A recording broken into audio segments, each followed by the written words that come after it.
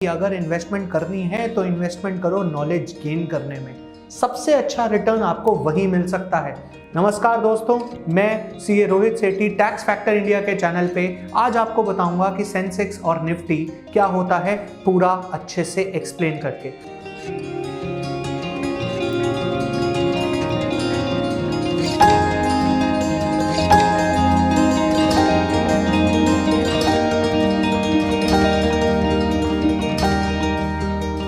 दोस्तों, इससे पहले हम ये डिस्कस करें कि सेंसेक्स और निफ्टी क्या होता है, उससे पहले हमें ये डिस्कस करना चाहिए कि स्टॉक एक्सचेंज क्या होता है।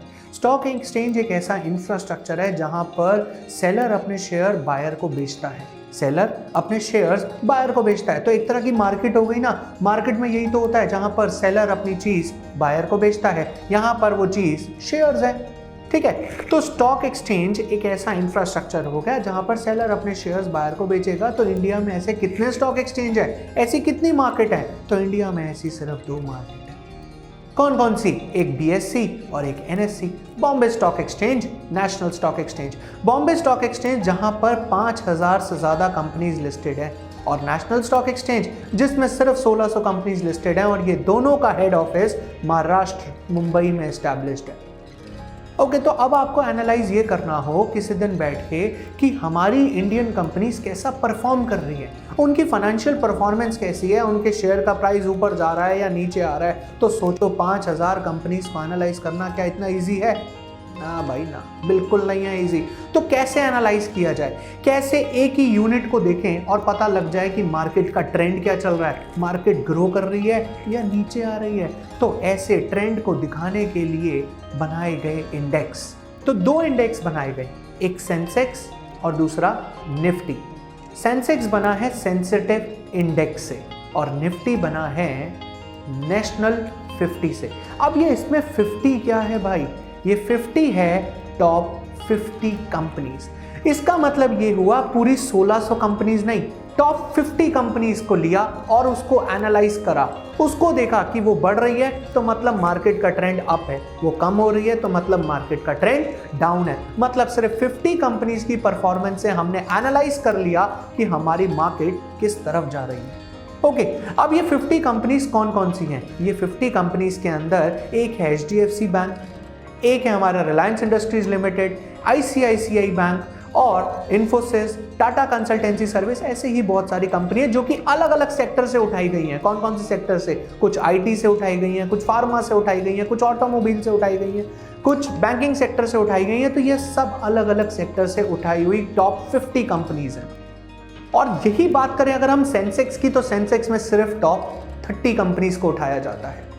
अब ये टॉप वर्ड मैं यूज तो कर रहा हूं, ये टॉप डिसाइड कौन करता है? ये टॉप डिसाइड आप करोगे या मैं करूंगा या कोई एनालिस्ट करेगा? कोई नहीं करेगा ये डिसाइड। ये डिसाइड करने के लिए है फ्री फ्लोट मेथोडोलॉजी।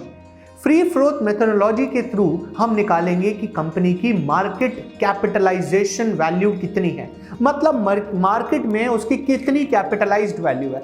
ये क्या बोल रहे हो, समझ ही नहीं आ रहा है। आप ये बताओ कि फ्री फ्लोट मेथोडोलॉजी होती क्या है। तो चलो एक एग्जांपल लेते हैं, एक एग्जाम्पल से समझते हैं कि फ्री फ्लोट मेथोडोलॉजी कैसे निकाली जाती है। हमने एक एग्जाम्पल लिया जिसमें 2 कंपनीज हैं, ABC लिमिटेड और XYZ लिमिटेड। ABC लिमिटेड एक ऐसी कंपनी है जिसके 5000 शेयर हैं, जिसमें से 2000 पब्लिक इशू हैं और 3000 मैनेजमेंट के पास है। वहीं अगर हम बात करें XYZ लिमिटेड की, तो 4000 शेयर्स हैं, जिसमें से उसने 3000 पब्लिक इशू कर रखे हैं और 1000 मैनेजमेंट के पास है। लेट अस अज्यूम दोनों की मार्केट वैल्यू आज की डेट में 200 रुपए चल रही है। ठीक है, तो दोनों की मार्केट वैल्यू 200 रुपए चल रही है इस टाइम पे। अब हम देखते हैं ABC की मार्केट कैपिटलाइज्ड वैल्यू कितनी है। तो मार्केट कैपिटलाइज्ड वैल्यू निकालने के लिए 5000 शेयर लिए जाते हैं, लेकिन फ्री फ्लोट मेथोडोलॉजी कहती है कि 5000 नहीं लेने, सिर्फ वो शेयर लेने हैं जो पब्लिक इशू हो रखे हैं, और पब्लिक इशू कितने हैं? सिर्फ 2000। इसका मतलब ABC की मार्केटलाइज्ड वैल्यू आ जाएगी, ABC की मार्केट वैल्यू आ जाएगी 2000 इंटू 200, मतलब 4 लाख। वहीं अगर हम बात करें XYZ लिमिटेड की, तो उनकी आएगी 3000 इंटू 200, मतलब 6 lakh. That means entire market की कैपिटलाइज्ड वैल्यू आ गई 10 लाख। अब हमने ये अज्यूम करा कि 10,000 मार्केट कैपिटलाइज्ड वैल्यू जो है वो इक्वल टू हमने मान ली 100 सेंसेक्स पॉइंट्स के। और ये 100 सेंसेक्स पॉइंट बेस इंडेक्स हो गया, मतलब जिसकी हेल्प से अब आगे का पूरा सेंसेक्स हम कैलकुलेट करेंगे। ठीक है, तो 10,000 market capitalised value 100 Sensex points के इक्वल है, लेकिन हमारी एंटायर मार्केट कैपिटलाइज्ड वैल्यू कितनी है? 10 लाख।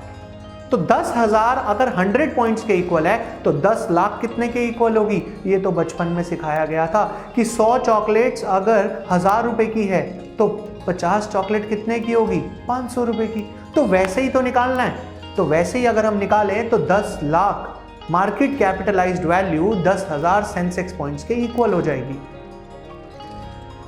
अब आप अगले दिन उठते हो सुबह और आप देखते हो कि एबीसी लिमिटेड का शेयर 200 रुपए से बढ़कर 210 रुपए पहुंच गया और वहीं XYZ का शेयर 200 से बढ़कर 220 रुपए पहुंच गया।